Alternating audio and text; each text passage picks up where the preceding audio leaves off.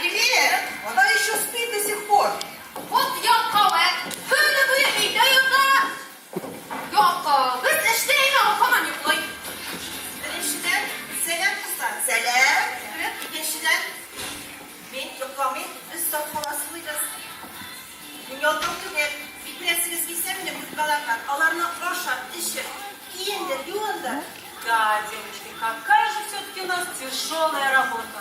Да уж, детей накорми, мужа накорми, себя накорми, если, конечно, время останется. А если болеют, они лежат и болеют. А мама болеет стоя, а еще и домашние дела.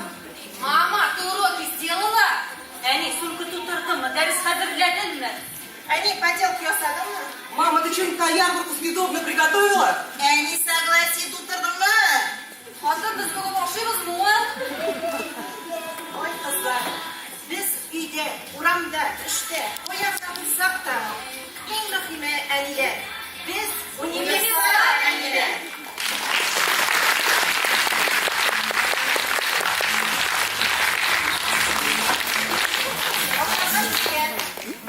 Домашняя работа сделана, и ребенок при мне. Пусть все чисто, поглажено.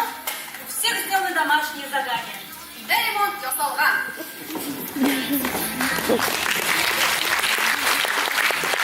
Мам, как курица, все на нет держится. Мама учила нас невозможному. Закрой рот и ешь суп. У каждой мамы